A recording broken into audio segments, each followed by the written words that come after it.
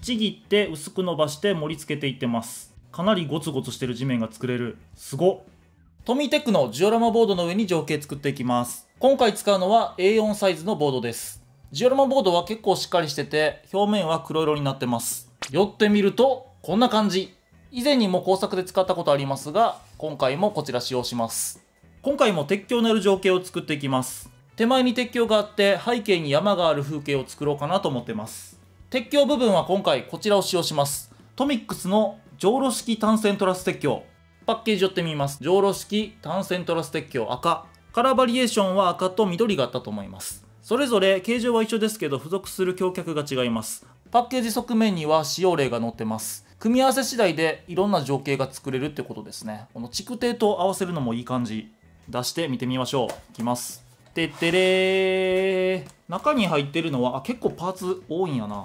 これを組み替えたりすることで様々な仕様にすることができるっぽいです。そしてこちらがじょうろ式単線トラス鉄橋の外観です。まだ付属パーツつけてませんが、全体こんな感じ。じょうろ式なんで上側に線路がついてるんやね。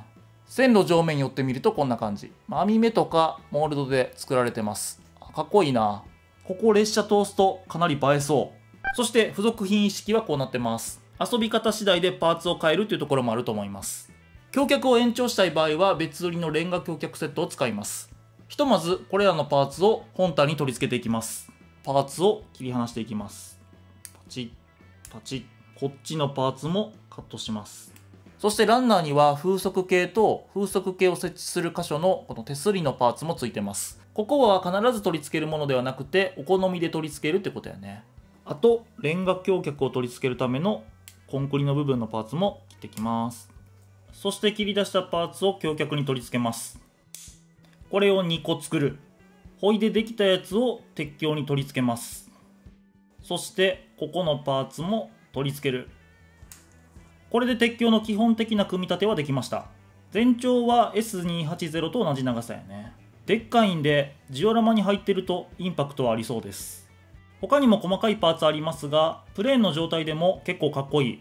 あとここもお好みでトラス内に通路をつけることができます。今回は取り付けずに使います。そしてこの鉄橋をボードの手前あたりに置いて背景に山を作りたい。イメージはあるんですが、いつも通り設計図はなく適当にスタイロフォームカットして積んでいきます。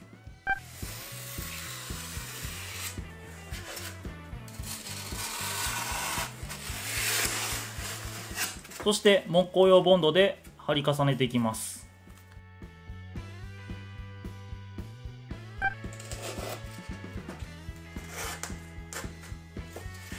で、ここに鉄橋を置くとどうなるのか。イメージ的にはこんな感じです。正直これで完成でもいいかも。そしてここから地面作っていくんですが、今回使うのがこちら。アーテックさんのジオラマ粘土コルッキー。これで地面作っていきます。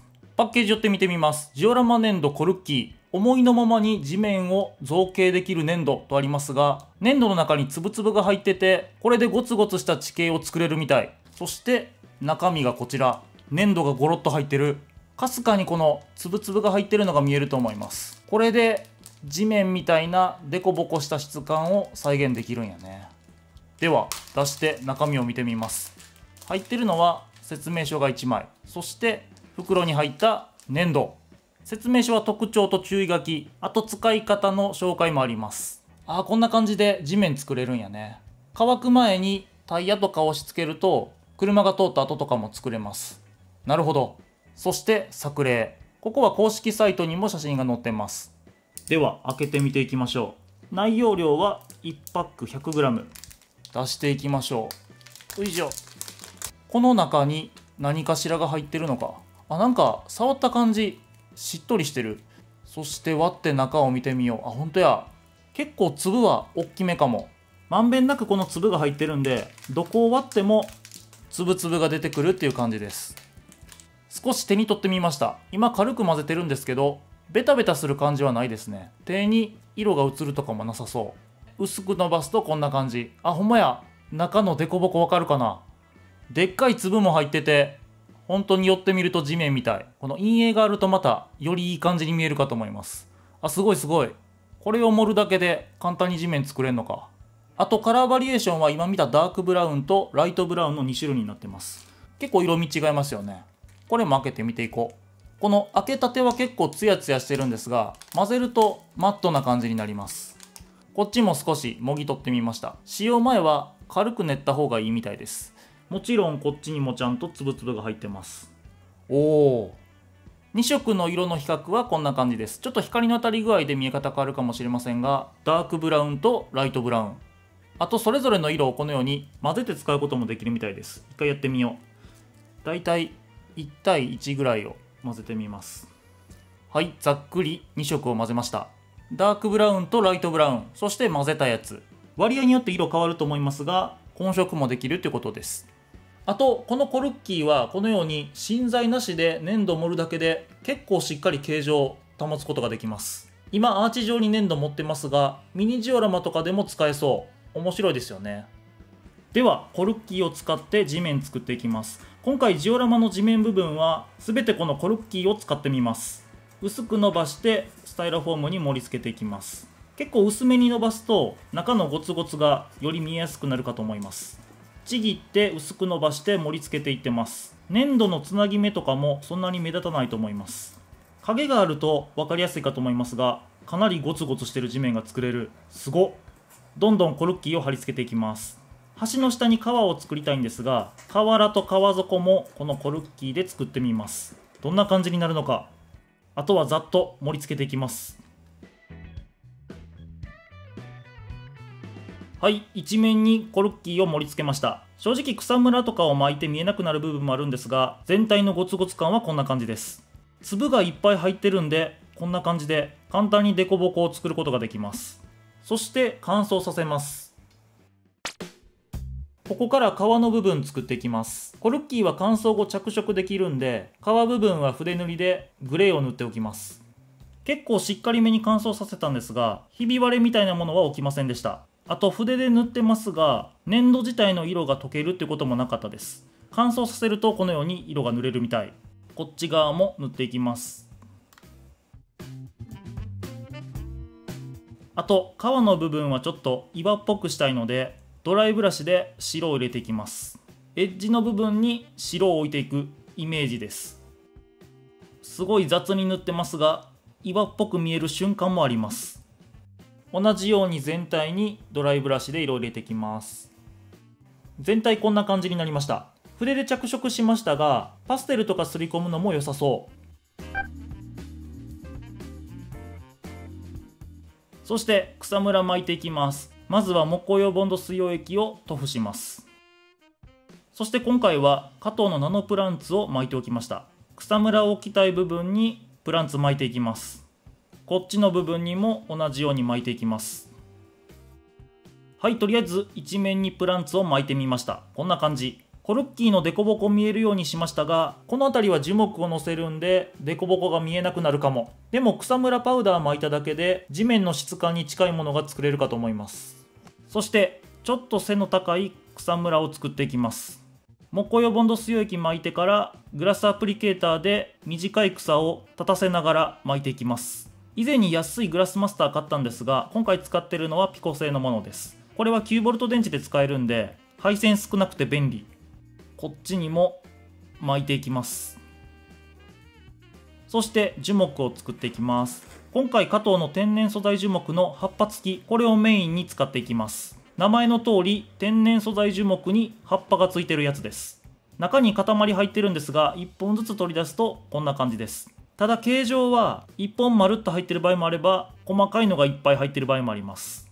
デカめのものはこのまま木として植えることもできるかと思います。細かくちぎれたのは枝先にひっつけて使えます。これを適当に植えていきます。同じように天然素材樹木を植えていきます。はい、こんな感じになりました。右手前に樹木を植えて、後ろ側にはフォーリッジを貼り付けました。見えにくい部分は適当です。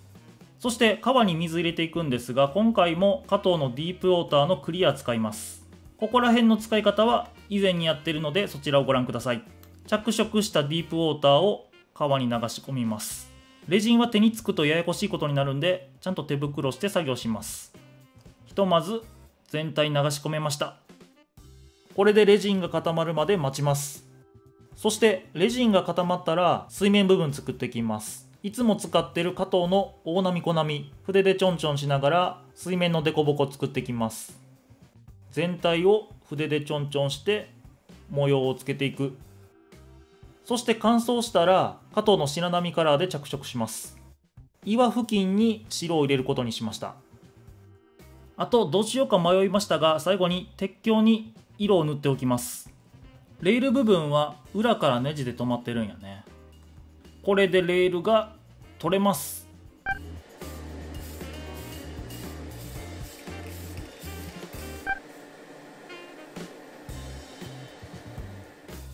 そして全体こんな感じになりました。光の当たり具合で分かりにくいですが、かなり赤くなったかと思います。横から見るとこんな感じ。あとはレール周りも塗装します。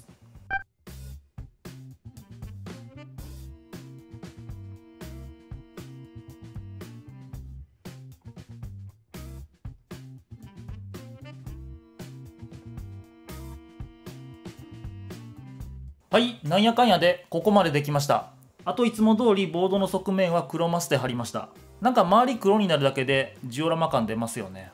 隙間の部分はスモールプランツを埋めてごまかしてます。ここもいつも通り適当です。これでジオラマと鉄橋部分ができたんで、最後に鉄橋を取り付けて終わりましょう。では取り付けます。パチッとはめるだけ。おお、ついたついた。改めてこの鉄橋でかいですよね。ひとまずこれで完成。できました。こちらが上路式トラス鉄橋を使ったジオラマです。鉄橋自体がでかいんで車両が乗る位置も高くなりますが、ここの鉄橋は通常のトラス鉄橋に付け替えることもできそうです。